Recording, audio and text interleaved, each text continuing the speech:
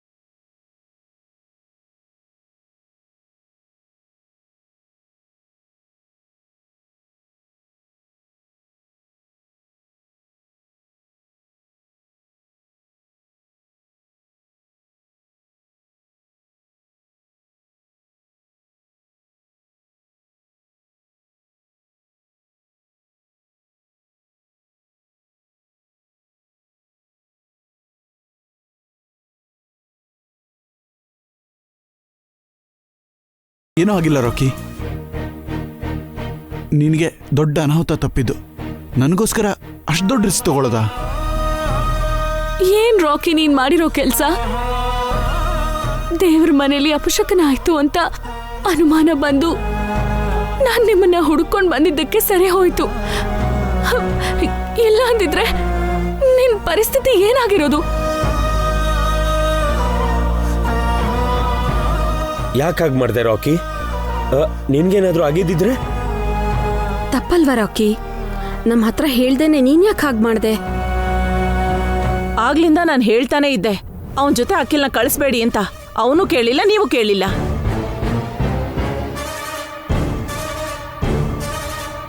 Thank god, ದೇವ್ರ ದಯೆಯಿಂದ ಯಾರಿಗೂ ಏನೂ ಆಗಿಲ್ಲ. ಯಾಕಿಂತ ಕೆಲಸ ಮಾಡಿದೆ ರಾಕಿ? ಸಾರಿ ಡ್ಯಾಡಿ, ಚಿಕ್ಕಪ್ಪನ್ಗೆ ಕಾಲ್ ಬರ್ಲಿ ಅಂತ ನಾನು ಹಾಗೆ ಮಾಡಿದೆ.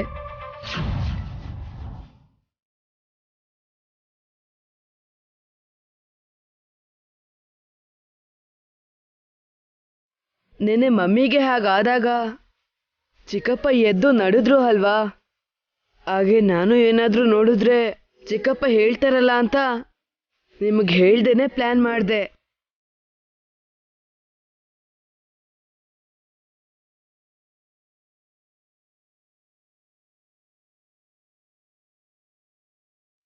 ಶಾಕಿಂದ ಚಿಕ್ಕಪ್ಪನ್ಗೆ ಕಾಲ್ ಬರೋ ಚಾನ್ಸಸ್ ಇದೆ ಅಂತ ನೈಟು ನೀವು ಅಮ್ಮನ ಹತ್ರ ಹೇಳಿದ್ರಿ ಅಲ್ವಾ? ಅದನ್ನ ಕೇಳಿ ಹೀಗೆ ಮಾಡ್ದೆ ಡ್ಯಾಡಿ. ಚಿಕ್ಕಪ್ಪನ ಕಾಲ್ ಬಂದ್ರೆ ಚಿಕ್ಕಪ್ಪ ಚಿಕ್ಕಮ್ಮ ಒಟ್ಟಿಗೆ ಇರ್ಬೋದು ಅಂತ ಹಾಗೆ ಪ್ಲಾನ್ ಮಾಡಿದ್ದೀನಿ. ಸಾರಿ ಡ್ಯಾಡಿ.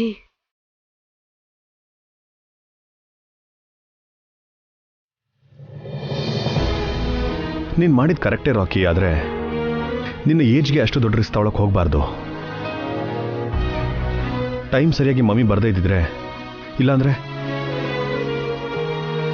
ನಿಜವಾಗ್ಲೂ ಆಕ್ಸಿಡೆಂಟ್ ಆಗ್ತಾ ಇತ್ತೇನೋ. ಇಲ್ಲ, ನಿನ್ನ ಕಾಪಾಡೋ ಬರದಲ್ಲಿ ಚಿಕ್ಕಪ್ಪನಿಗೇನಾದರೂ ಅನಾಹುತ ಆಗಿದ್ರೆ? ಸಾರಿ ಅಣ್ಣ, ಇದೆಲ್ಲ ನನ್ನಿಂದಲೇ ಆಗಿತ್ತು. ನನಗೆ ಕಾಲ್ ಬರಬೇಕು ಅಂತ ರಾಕಿ ನೀವು ತುಂಬ ಟ್ರೈ ಮಾಡ್ತಿದ್ದೀರಾ. ನನಗೋಸ್ಕರ ರಿಸ್ಕ್ ತಗೋತಿದ್ದೀರಾ.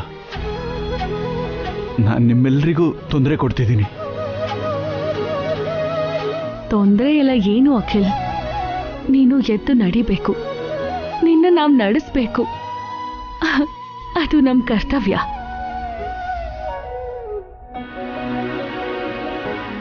ನನಗೋಸ್ಕರ ನೀವು ಕಷ್ಟಪಡ್ತಿರೋದು ನನಗೆ ಸಹಿಸ್ಕೊಳಕ್ಕಾಗ್ತಿಲ್ಲ. ಅದಕ್ಕೆ ತುಂಬ ನೋವಾಗ್ತಿದೆ. ನಿನ್ಗೋಸ್ಕರ ನಾವೇನು ಕಷ್ಟಪಡ್ತಾ ಇದ್ದೀವಿ? ನೀನು ಪಡ್ತಿರೋ ಕಷ್ಟನ ನಾವೆಲ್ಲರೂ ಸೇರಿ ಹಂಚ್ಕೋತಿದ್ದೀವಿ ಅಷ್ಟೇ. ನೀ ನಮ್ಗೆ ಭಾರ ಅಲ್ಲ ಅಖಿಲ್. ವಸು ಹೇಳ್ದಂಗೆ ನೀನು ನಮ್ಮ ಜವಾಬ್ದಾರಿ. ನಾನು ಚಿಕ್ಕವನಾಗಿದ್ದರೆ ನಾನು ನಿಮಗೆ ಭಾರ ಆಗ್ತಿರ್ಲಿಲ್ಲ. ಅದಕ್ಕೆ ನನಗೋಸ್ಕರ ಚಿಕ್ಕ ಹುಡುಗ ಕೂಡ ರಿಸ್ಕ್ ತಗೋತಿದ್ದಾನೆ. ಅದೇ ನನಗೆ ಬೇಜಾರಾಗ್ತಿರೋದು.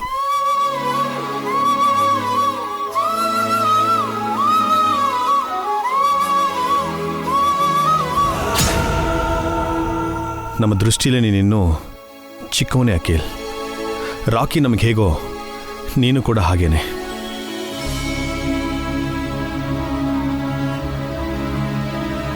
ನಾವೆಲ್ಲ ಒಂದು ಕುಟುಂಬ ಅಖಿಲ್. ಕಷ್ಟ ಸುಖನ ಎಲ್ಲರೂ ಸೇರಿ ಹಂಚ್ಕೋಬೇಕು. ಏನಾದ್ರೂ ಪರವಾಗಿಲ್ಲ, ಈ ಕುಟುಂಬ ಒಡೆದು ಹೋಗ್ಬಾರ್ದು, ಯಾರೂ ಒಬ್ಬಂಟಿ ಆಗ್ಬಾರ್ದು. ಇದು ನನ್ನ ಬಯಕೆ, ನಿಮ್ಮಣ್ಣನ ಆಸೆ. ನೀನ್ ಆದಷ್ಟು ಬೇಗ ಎದ್ದು ನಡೀತೀಯ ಕಣ. ಆ ನಂಬಿಕೆ ನಮ್ಮೆಲ್ಲರಿಗೂ ಇದೆ. ನೀನ್ ಕೂಡ ಅದೇ ಆಸೆಲಿರೋ ಅಖಿಲ್. ನಾವೆಲ್ಲರೂ ನೀನ್ ಹಿಂದೆನೇ ಇರ್ತೀವಿ. ಸಾರಿ ಚಿಕ್ಕಪ್ಪ, ನನ್ನಿಂದ ನೀವು ಫೀಲ್ ಆಗ್ತಿದ್ದೀರಾ. ಸಾರಿ ಯಾಕೋ, ನನಗೆ ತುಂಬ ದೊಡ್ಡ ಥ್ಯಾಂಕ್ಸ್ ಹೇಳಬೇಕು.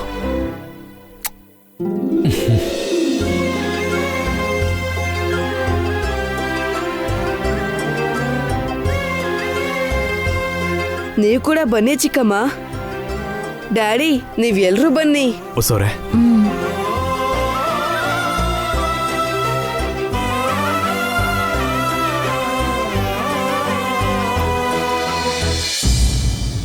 ನನ್ನ ಅರೆಸ್ಟ್ ಮಾಡಿಸಿ ಸ್ಟೇಷನಲ್ಲಿ ಕೂರಿಸಿ ಮುದ್ದೆ ತಿನ್ನೋ ಹಾಗೆ ಮಾಡಿ ನೀವು ಖುಷಿಯಾಗಿರ್ತೀರಾ?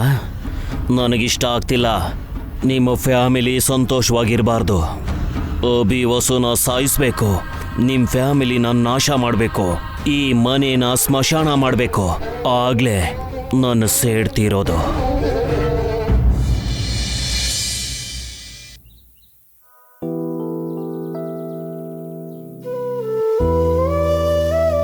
ಸಮಯಕ್ಕೆ ಸರಿಯಾಗಿ ನಾನು ಹೊರಗೆ ಹೋಗಿದ್ರಿಂದ ರಾಕಿ ಪ್ರಾಣನ ಕಾಪಾಡ್ಕೊಳ್ಳೋಕಾಯ್ತು. ಇಲ್ಲ ಅಂದಿದ್ರೆ ದೊಡ್ಡ ಅನಾಹುತಾನೇ ಆಗ್ತಿತ್ತು. ಇನ್ಮೇಲೆ ರಾಕಿ ವಿಷಯದಲ್ಲಿ ಹುಷಾರಾಗಿರ್ಬೇಕು. ಅವನ್ ಮುಂದೆ ಸೀರಿಯಸ್ ವಿಷಯಗಳನ್ನ ಯಾವುದನ್ನು ಮಾತಾಡಬಾರ್ದು.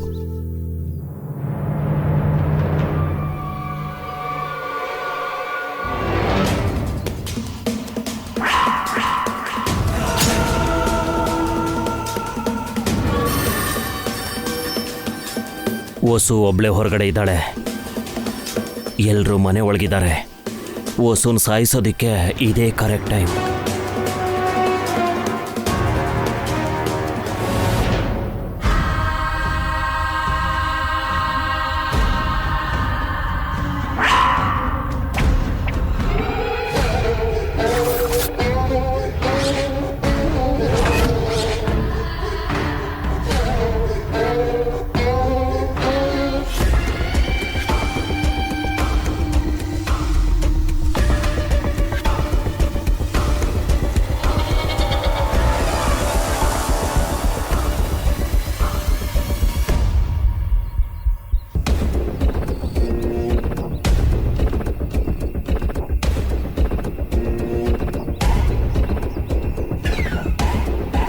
ಹೊಸವ್ರೆ, ಬರ್ತಿದ್ದೀನಿ ರೀ.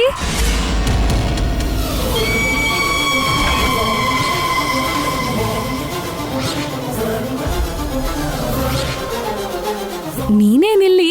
ಅದು ಮೇಡಮ್, ಇಲ್ಲೇನ್ ಮಾಡ್ತಿದ್ಯಾ? ಇದು ಕೆಳಗಡೆ ಬಿದ್ದೋಗಿತ್ತು, ಕೊಡೋಣ ಅಂತ ಬಂದೆ ಮೇಡಮ್. ಸರಿ, ಕೆಲಸ ನೋಡ್ಕೋ.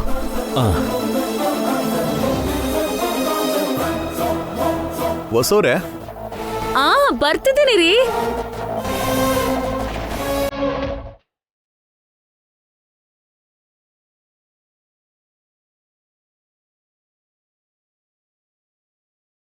ಏನ್ರಿ? ನಾಳೆ ನ್ಯೂ ಇಯರ್ ಅಲ್ವಾ, ಅದಕ್ಕೆ ನಿಮ್ಗೆಲ್ರಿಗೂ ಹೊಸ ಬಟ್ಟೆ ತಗೊಂಬಂದಿದ್ದೀನಿ. ಇದು ನಿಮಗೆ.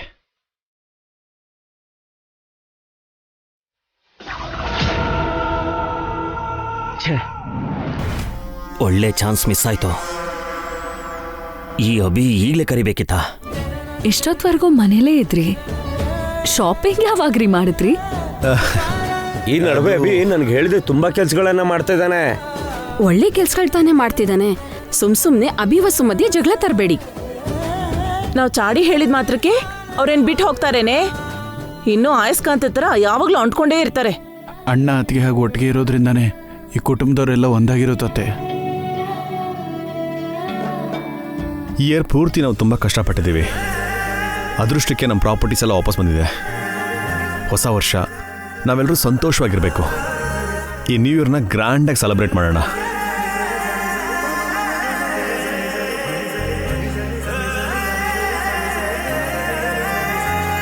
ಹೌದಮ್ಮ, ಪಟ್ಟಿರೋ ಕಷ್ಟನೆಲ್ಲ ಮರೆತು ಹೊಸ ವರ್ಷಕ್ಕೆ ಸ್ವಾಗತ ಮಾಡೋಣ. ಹಾಗಾದ್ರೆ ಇವತ್ ರಾತ್ರಿ ನ್ಯೂ ಇಯರ್ ಸಂಭ್ರಮ ಆಚರಿಸೋಣ. ನಾನು ಇಡೀ ಮನೇನ ಫ್ಲವರ್ಸ್ ಇಂದ ಡೆಕೋರೇಟ್ ಮಾಡ್ತೀನಿ ಮಮ್ಮಿ. ನಾನು ಬಲೂನ್ ಸುದ್ದಿ ಫ್ಲವರ್ ಅಂಟಿಸ್ತೀನಿ ಮಮ್ಮಿ. ನೀವಿಬ್ರೇ ಅಲ್ಲ, ಎಲ್ಲರೂ ಸೇರಿ ಇಡೀ ಮನೇನೆ ಡೆಕೋರೇಟ್ ಮಾಡೋಣ. ವೀಲ್ ಚೇರ್ ಅಲ್ಲಿ ಇದ್ಯಾ, ನೀನೇನೋ ಕೆಲಸ ಮಾಡ್ತೀಯಾ?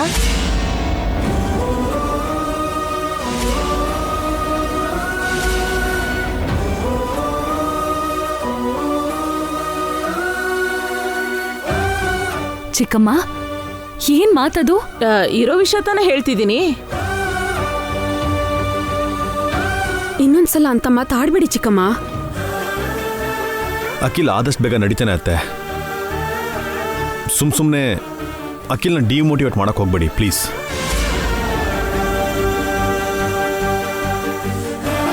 ನೀನು ಒಳ್ಳೇದು ಹೇಳ್ದಿದ್ರು ಪರವಾಗಿಲ್ಲ, ಕೆಟ್ಟ ಮಾತು ಮಾತ್ರ ಹೇಳ್ಬೇಡ. ಅವ್ರ ಮಾತನ್ನ ತಲೆಗೆ ಹಾಕೋಬೇಡ ಅಖಿಲ್, ಖುಷಿಯಾಗಿರು. ಹಾಗೇನೂ ಇಲ್ಲ ಅದ್ಗೆ, ನೀವೆಲ್ಲರೂ ಇರ್ಬೇಕಿದ್ರೆ ನನಗ್ಯಾಕೆ ಬೇಜಾರು? ಯಾಕೆ ಹಾರಿಕಾ ಸೈಲೆಂಟ್ ಆಗಿದ್ಯಾ? ಚಿಕ್ಕಮ್ಮನ್ ಮಾತ್ಗೆ ಬೇಜಾರ್ ಮಾಡ್ಕೊಂಡ್ಯಾ? ಇಲ್ಲ ಅಕ್ಕ, ಅಖಿಲ್ ಯಾವಾಗ ಎದ್ ನಡೀತಾನೋ ಅಂತ ಕಾಯ್ತಿದ್ದೀನಿ. ಆ ದಿನ ಬೇಗ ಬರುತ್ತೆ ಅಮ್ಮ. ನೀನೊಬ್ಳೆ ಅಲ್ಲ, ನಾವೆಲ್ಲರೂ ಆ ಕ್ಷಣಕ್ಕೋಸ್ಕರ ವೆಯ್ಟ್ ಮಾಡ್ತಾ ಇದೀವಿ. ಹೊಸ ವರ್ಷ ನಮ್ಗೆಲ್ಲಾನು ಒಳ್ಳೇದೇ ಆಗತ್ತೆ. ಖುಷಿಯಾಗಿರು ಹಾರಿಕಾ. ಓ, ನ್ಯೂ ಇಯರ್ ಸೆಲೆಬ್ರೇಟ್ ಮಾಡೋದಕ್ಕೆ ಹೊರಟಿದ್ದೀರಾ? ಮಾಡ್ತೀನಿ ರೀ ನಿಮಗೆ. ಅಮ್ಮ, ಬೇಗ ಡೆಕೋರೇಷನ್ ಸ್ಟಾರ್ಟ್ ಮಾಡ್ಬೋದಾ? ಡೆಕೋರೇಷನ್ ಮಾಡ್ಬೇಕಂದ್ರೆ ಫ್ಲವರ್ಸು ಬಲೂನ್ಸು ಬೇಕಲ್ವ ಅಣ್ಣ? ಓಕೆ, ನಾನು ಹೋಗಿ ತಗೊಂಡ್ಬರ್ತೀನಿ.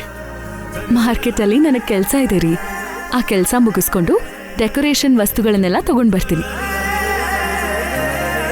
ಆಯ್ತು, ಹಾಗಾದ್ರೆ ನಾನು ಕೂಡ ಬರ್ತೀನಿ ಮಮ್ಮಿ. ನೀನು ಸುಸ್ತಾಗಿದ್ಯಾ, ಮನೇಲಿದ್ದು ರೆಸ್ಟ್ ಮಾಡು. ಅಕ್ಕ, ನೀವು ಸಂಜೆಗೆ ಏನ್ ಅಡ್ಗೆಗಳು ಬೇಕೋ ಅದನ್ನೆಲ್ಲ ಪ್ರಿಪೇರ್ ಮಾಡಿ. ಭಾವ, ನೀವಿವತ್ತೆಲ್ಲ ಅಕ್ಕನಿಗೆ ಸಹಾಯ ಮಾಡ್ಬೇಕು. ಖಂಡಿತ ಮಾಡ್ತೀನಮ್ಮ. ಈ ಹೊಸ ವರ್ಷ ಹೆಂಡತಿಗೆ ಸಹಾಯ ಮಾಡೋ ಹೊಸ ಅಭ್ಯಾಸ ಕಲ್ತ್ಕೋತೀನಮ್ಮ. ನಿಮ್ ತಮ್ಮಂದ್ರು ಯಾವತ್ತಿಂದಲೂ ಕೆಲಸ ಮಾಡ್ತಿದ್ದಾರೆ, ನೀವೇ ಲೇಟಾಗಿ ಸ್ಟಾರ್ಟ್ ಮಾಡ್ತಿರೋದು.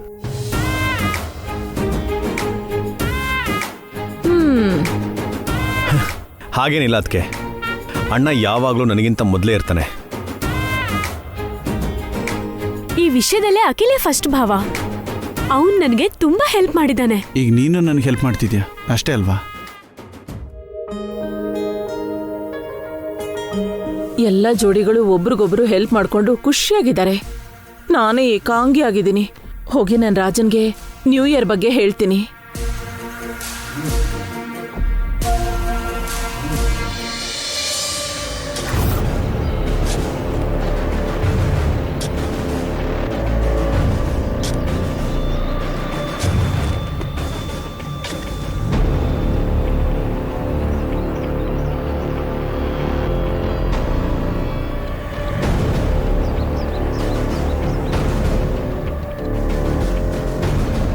ಮೊದಲನೇ ಸಲ ಬಂದಿದ್ದೀನಾನೇ ಸಾಯಿಸೋಣ ಅನ್ಕೊಂಡ್ರೆ ಆಗಲಿಲ್ಲ. ಆಮೇಲೆ ಪಾಯ್ಸನ್ ಹಾಕಿ ಕಾಫಿ ಕೊಟ್ಟೆ, ಆಗಲೂ ಫೇಲ್ ಆಯಿತು. ನಿನ್ನೆ ಆಕ್ಸಿಡೆಂಟ್ ಆಗೋ ಥರ ಮಾಡಿದ್ರೆ ಆಗಲೂ ಮಿಸ್ ಆಯಿತು. ಹೇಗೆ ಸಾಯಿಸೋದು ಇವ್ರನ್ನ? ಈ ನೈಟು ನ್ಯೂ ಇಯರ್ ಸೆಲೆಬ್ರೇಷನಲ್ಲಿ ಫ್ಯಾಮಿಲಿ ಪೂರ್ತಿ ಖುಷಿಯಾಗಿರ್ಬೇಕಾದ್ರೆ ಅಭಿ ವಸು ಕಥೆನ ಮುಗಿಸ್ಬಿಡ್ಬೇಕು.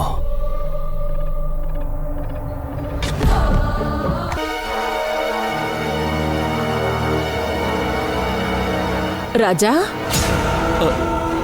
ನೀನೇನ್ ಮಾಡ್ತಿದ್ಯಾ ಅಂತ ನಿನ್ಗೆ ಅರ್ಥ ಆಗ್ತಿದ್ಯಾ? ಇದೇನಿದು? ಇವಳಿಗೇನಾದರೂ ನನ್ನ ಮನಸ್ಸಲ್ಲಿ ಅನ್ಕೊಂಡಿದ್ದು ಗೊತ್ತಾಗೋಯ್ತಾ ಹೇಗೆ? ನಿನ್ ಮನ್ಸಲ್ಲಿ ಏನ್ ಅನ್ಕೋತಿದ್ಯಾ ಅಂತ ನನಗೆ ಗೊತ್ತು. ನಾನು ಮನಸ್ಸಲ್ಲಿ ಅನ್ಕೊಂಡಿದ್ದು ಇವಳಿಗೆ ಹೆಂಗೆ ಗೊತ್ತಾಗೋಯ್ತಪ್ಪ? ನನಗೆಲ್ಲ ಗೊತ್ತು. ನನಗೆ ಗೊತ್ತು ಅಂತ ನಿನಗೂ ಗೊತ್ತು, ನಿನಗೆ ಗೊತ್ತು ಅಂತ ನನಗೂ ಗೊತ್ತು. ಏನು ಗೊತ್ತು ನಿಮಗೆ? ನಿನ್ ಮನ್ಸು ನನಗೆ ಗೊತ್ತು ರಾಜ, ನನ್ನ ಮನ್ಸು ನಿನಗ್ ಗೊತ್ತು. ನಾವೊಬ್ರಿಗೊಬ್ರು ಚೆನ್ನಾಗ್ ಗೊತ್ತಲ್ವಾ?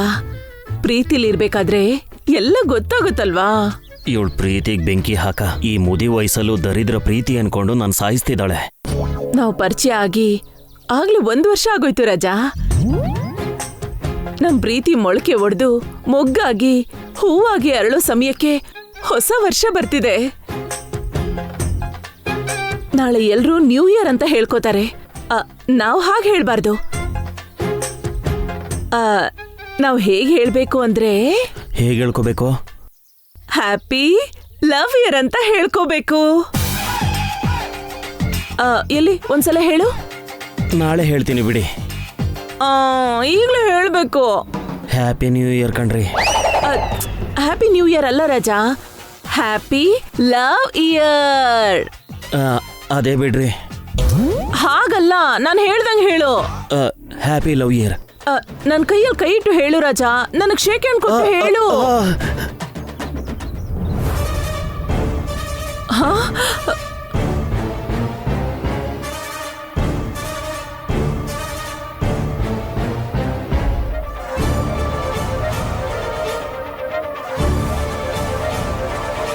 ಏನ್ ರಾಜಾ, ನಿನ್ ಕೈಯಲ್ಲಿ ಬೊಬ್ಬೆ ಬಂದಿದೆ.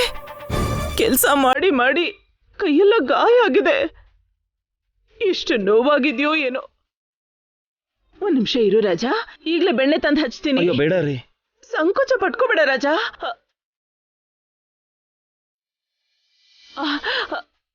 ಸಾರಿ ರಾಜಾ, ಮನೇಲಿ ಬೆಣ್ಣೆ ಇಲ್ಲ, ಈ ಪೇಸ್ಟ್ ಇದೆ. ಎಲ್ಲಿ ಕೈ ಕೊಡು.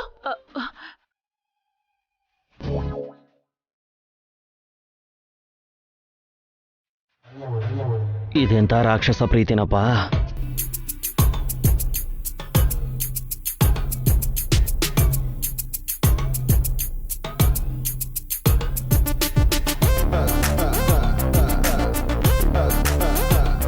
ಆದಷ್ಟು ಬೇಗ ನಿನ್ ಕಷ್ಟ ಎಲ್ಲ ಕಳೆದು ಹೋಗುತ್ತೆ ರಾಜಾ.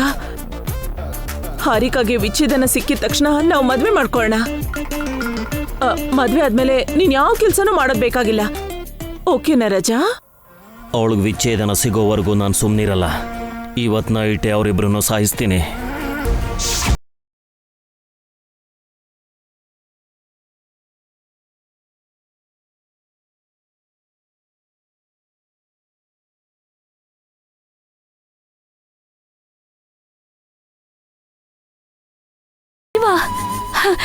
ನಮಸ್ತೆ ಮೇಡಮ್, ಹೇಗಿದ್ದೀರಾ ಮೇಡಮ್? ಫೈನ್ ವಸು, ನೀವ್ ಹೇಗಿದ್ದೀರಾ? ತುಂಬಾ ಖುಷಿಯಾಗಿದ್ದೀನಿ ಮೇಡಮ್, ಎಲ್ಲ ನೀವು ಮಾಡಿರೋ ಸಹಾಯದಿಂದ. ನಾನೇನ್ ಮಾಡ್ದೆ ವಸು? ಅವತ್ತು ಹಾರಿಕಾ ಅವ್ರ ಅಮ್ಮ ಖಡಾಖಂಡಿತವಾಗಿ ಡಿವೋರ್ಸ್ ಬೇಕು ಅಂತ ಹಠ ಮಾಡಿದಾಗ ನೀವು ನ್ಯಾಯಶಾಸ್ತ್ರನ ಪಕ್ಕಕ್ಕಿಟ್ಟು ಮನುಷ್ಯತ್ವ ತೋರಿಸಿ ನಮಗೆ ಅನುಕೂಲ ಆಗೋ ಥರ ತೀರ್ಪು ಕೊಟ್ರಿ. ಹಾರಿಕಾ ಬದಲಾಗೋದಕ್ಕೆ 1 ತಿಂಗಳು ಸಮಯ ಕೊಟ್ರಿ. ನಮಗೆ ತುಂಬಾನೇ ಸಹಾಯ ಮಾಡಿದ್ರಿ.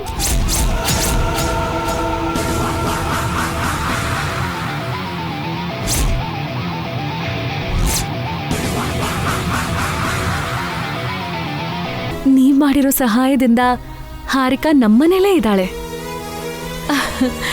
ಅವಳಲ್ಲಿ ಈಗ ತುಂಬಾ ಬದಲಾವಣೆ ಬಂದಿದೆ ಮೇಡಮ್. ರಿಯಲಿ? ಹೌದು ಮೇಡಮ್.